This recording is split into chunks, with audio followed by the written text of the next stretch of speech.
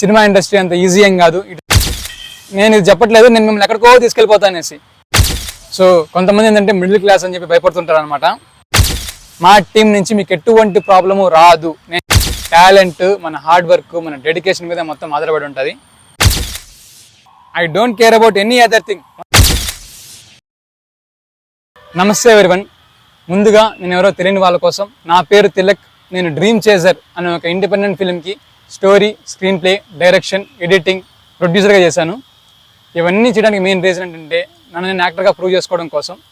So నేను హైదరాబాద్లో చాలా ఆడిషన్స్ ఇచ్చాను, చాలా ప్లేస్ తిరిగాను ఆడిషన్స్ కోసం. కానీ ఛాన్సెస్ ఇస్తారు అంటారు, కానీ తర్వాత మనీ నన్ను డిమాండ్ చేస్తారు. సో నాకు నచ్చలేదు అనమాట. దాని తర్వాత నేను డిసైడ్ అయ్యాను, మనమే ఒక స్టోరీ రాద్దామని చెప్పనేసి. సో అలాగ ఒక స్టోరీ రాసి, డైరెక్ట్ చేసి, యాక్ట్ చేసి, మొత్తానికి థియేటర్స్ వరకు తీసుకొచ్చి లాస్ట్కి దాన్ని బ్లాక్ బస్టర్ చేశాము. అది అన్నిటికన్నా మెయిన్.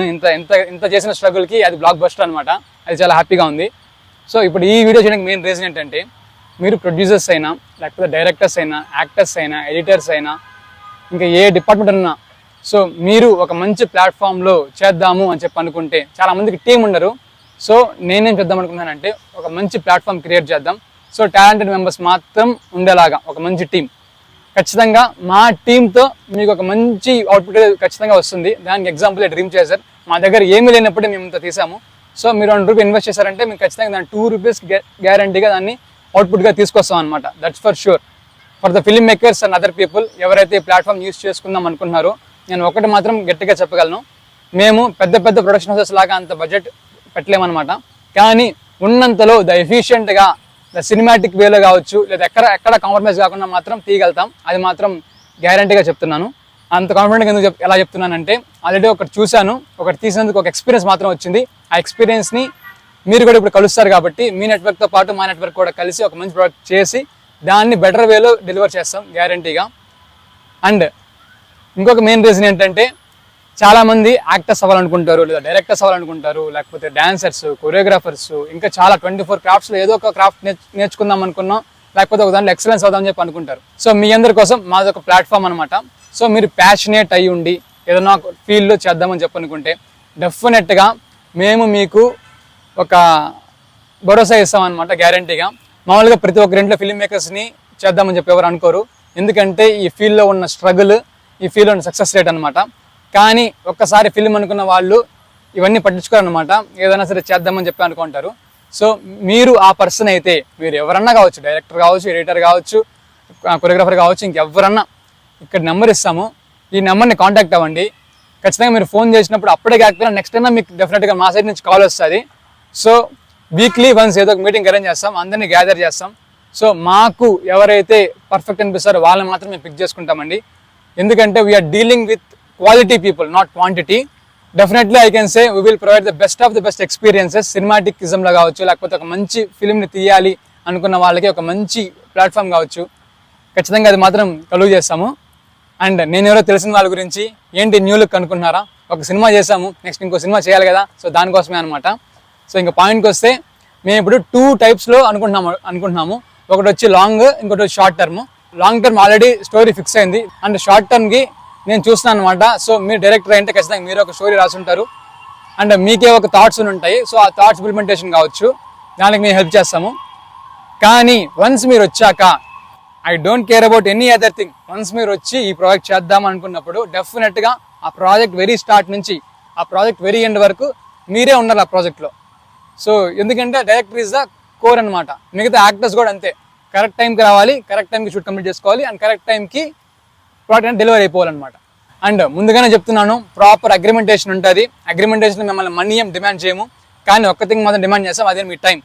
సో ఒక టైం అంటూ అనుకున్నాక ఆ టైంకే రావాలి అంతే. సో కొంతమంది ఏంటంటే మిడిల్ క్లాస్ అని చెప్పి భయపడుతుంటారు అనమాట.